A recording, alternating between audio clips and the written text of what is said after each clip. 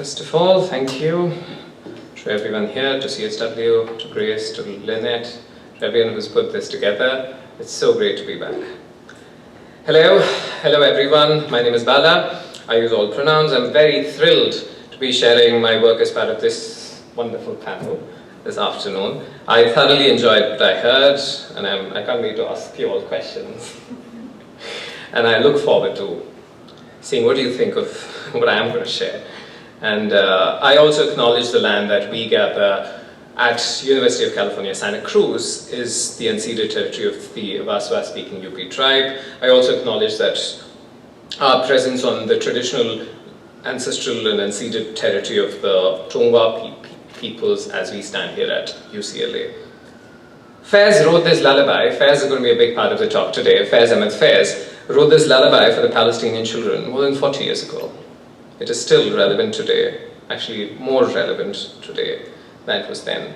It says, Falistini bacche ke liye lori. Mat ro bacche, ro ro ke abhi teri ammi ki aankh lagi hai. Mat ro bacche, kuch hi pehle tere abba ne apne kham se rukhsat li hai. And then the poem goes on. I invite you to maybe go check the poem out. He had written a few poems for the Palestinian struggle back in 79, 80 when he was in exile.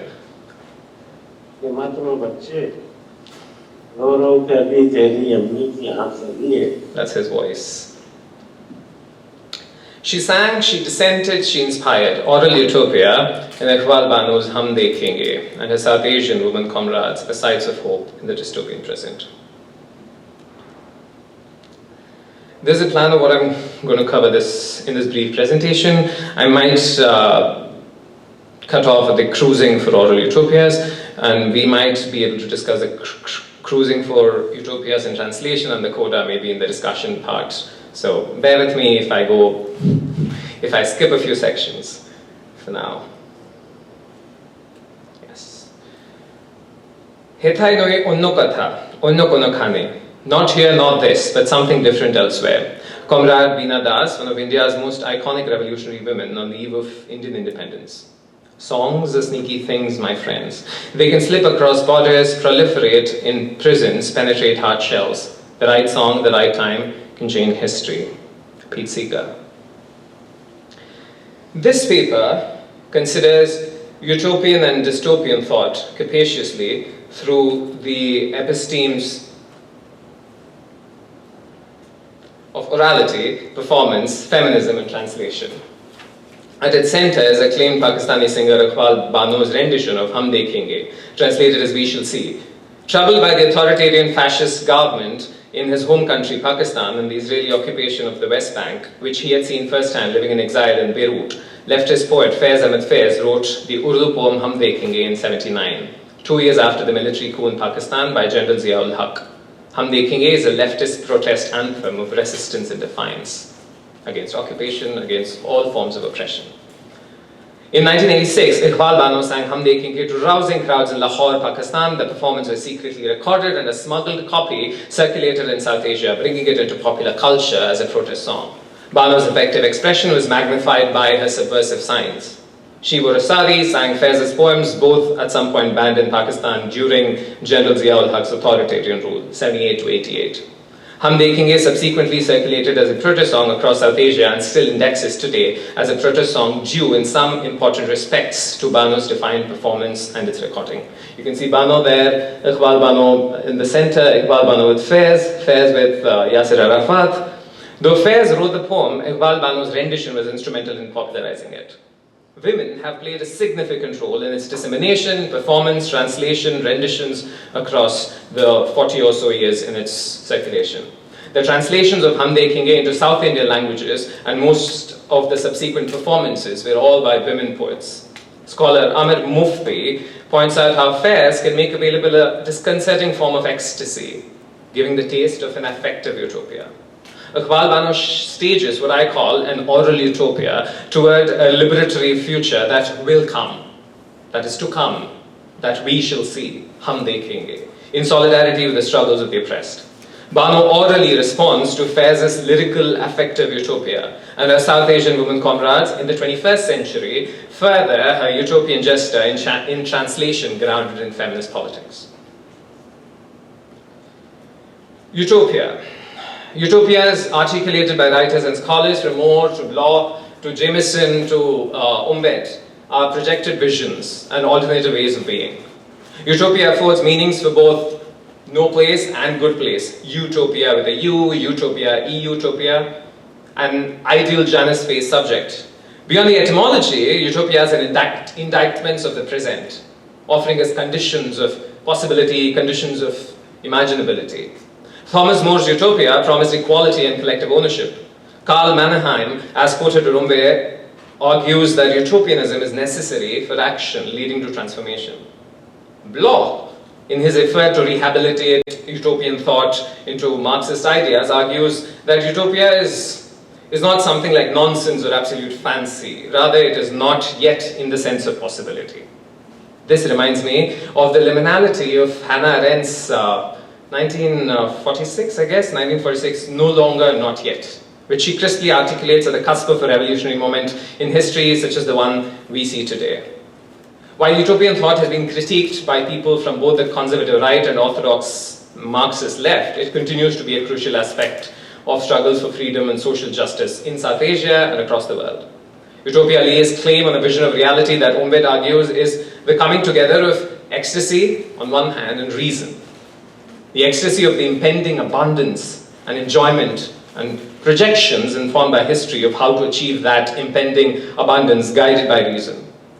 Though Frederick Jameson warns us of the potential denial of the realities of class struggles and social inequality in imaginations of utopian thought.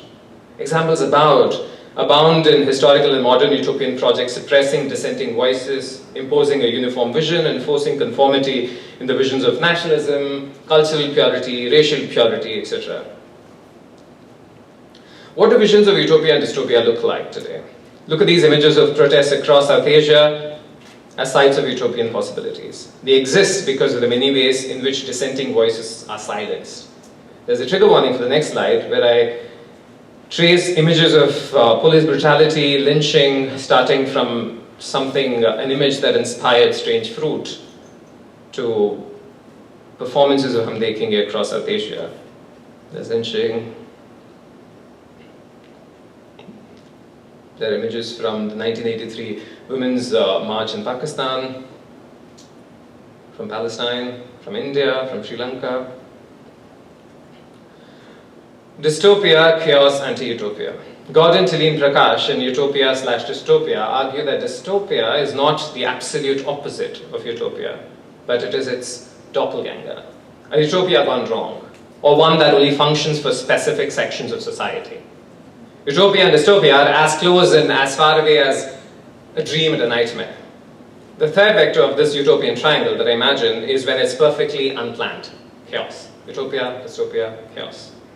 The third vector of this utopian triangle is when it's perfectly unplanned. Still, the three vectors of utopia, dystopia, chaos are far from anti-utopianism, which Munoz warns threaten our quotidian utopian dreams in the ways they induce debilitating inertia. Anti-utopianism.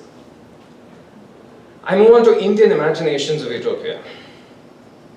Indian utopian thought originates almost contemporaneous to More's, Thomas More. Unlike More's highly intellectual Latin life world, utopia in India originates in the poem songs of the non-elite, radical, anti-caste intellectual from Dalit, Bahujan, former untouchable backgrounds. Though harmonious in their visions of utopia, More's and Indian thoughts of utopia, More's comes from elite intellectual backgrounds and its Indian counterpart originates in non-elite intellectual traditions. In the Indian subcontinent, the leaders of subaltern castes sought to achieve an earthly utopia using reason, drawing on non-elite, non-Brahmin traditions like Buddhism and radical Shaivism. They rejected traditional ritualism, inequalities, and their ecstasy of utopia was envisaged in some timeless space. The 15th century radical saint Ravidas, for example, speaks of Beghampura, a city without sorrow. Ravidas sings of a casteless, classless society, a land with no taxes, toil, or harassment, where there is no hierarchy but all are equal. Fairs, I argue, is part of the long lineage of revolutionary South Asian utopian thinkers, such as 15th century radical saint Ravidas, or Kabir, who Kabir imagines the land with the beloved as the most beautiful. He says, Sai ki nagari param ati sundar, the land of the beloved, most beautiful, devoid of binaries. The radical saint musician poets from South Asian tradition provided heterodox and anti-hierarchical spiritual orientations. They paved a path for an alternative value system through ecstatic song and a possibility of social mobility. On the eve of the independence of India and Pakistan from British, Faiz writes in a poem called Subeh Azadi, "This stained pitted first light, this daybreak battered by night, this dawn that we all ached for, this is not that one. Walk on, the home we seek has still to arrive." In Hum Dekhenge, written more than 30 years later, Faiz imagines a utopian future. We shall see, surely we too shall see, the day that has been promised, that has been written on the eternal tablet. Bear with me if I can take a minute extra. I want to play the song, if that's okay. Okay. On Thursday, the 13th of February, because this is the idea of Aural Utopia, I want you to leave with the vision of, leave with the orality of what Utopia sounds like. On Thursday, the 13th of February, 1986, Iqbal Bano sang Faiz's Hum Dekhenge at Al-Hamra Arts Council in Lahore. Faiz had recently passed away in November 1984. Bano was invited to sing at a concert at the annual Faiz Mela. That day, as Iqbal Bano finished her concert with Faiz's songs, including Hum Dekhenge, the element audience requested an encore. She obliged, and the sound technician promptly recorded it. This is the version of the song we have from that day. Cruising for Aural Utopias. The music swells and that big clean voice flexes into the anguished longings of the song. It's an anthem of all of the world's migrants, is what Salman Rushdie speaks of Somewhere Over the Rainbow. Have you heard, do you remember, do you have an imagination of Somewhere Over the Rainbow? How does it go? Somewhere. Similarly, now this leap isn't just a big leap musically, it's a leap between two different worlds, is what composer Rob Capillo, on composing for Somewhere Over the Rainbow, speaks. I try to bring that idea to Hum Dekhenge's rendition, Iqbal Bano's rendition of Hum Dekhenge. How does one imagine the orality of Utopia?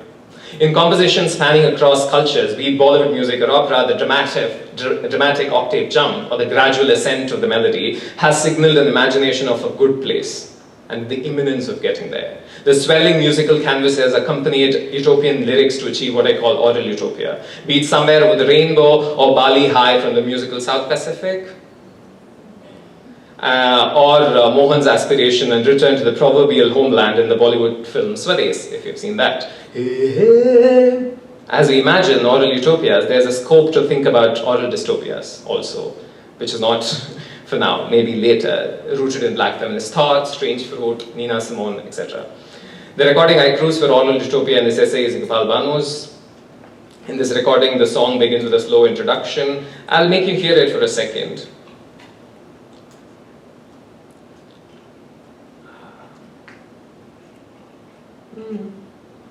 Can you hear it?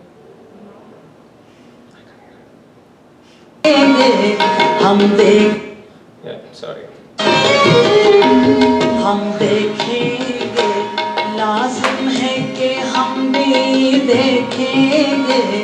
So this is the first line of the song. I'm going to quickly finish it. Sorry. This is the first line of the song where it says, the day, sorry. Hum Dekhenge is literally translated to we shall see, which is set in threes, a rhythm of threes that I'll make you hear in a little bit. It says we shall see, inevitably we shall see. So it doesn't go too high, it kind of settles down on the lower tonic. Whereas in the next iteration, here, hum dekhenge, lazim hai ke hum bhi dekhenge, hum dekhenge.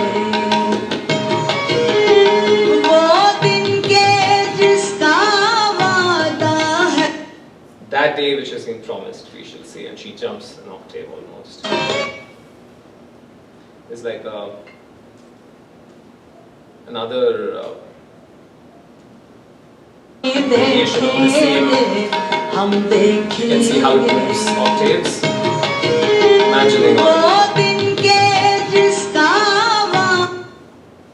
so, and the other thing I wanted you to hear is basically how it builds through the performance. This is the beginning of the performance and the audience is listening to it.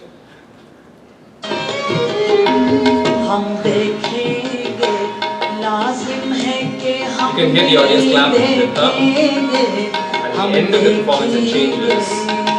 There's a part where she says, the thrones will be flung, the crowns will be thrown around, the people will own it. So there she kind of...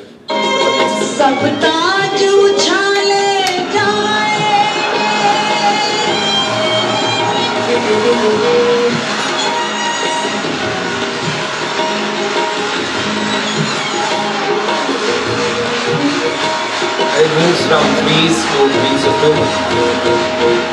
The audience reimagines what the beat should look like, as if the imminence of it is being forced by them, the beat. And then at the end of it, when she comes back to Hum Dekhenge, I'll end with this, there's a difference in what you heard in the beginning. For example, when the audience is clapping here,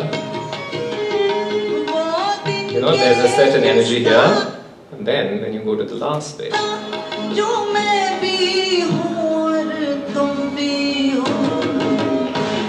this is the last line when she ends the song. The audience has already moved on and heard it so many times, and it's with her first utopia. In the discussions, I'll discuss more about the utopian translation. But thank you.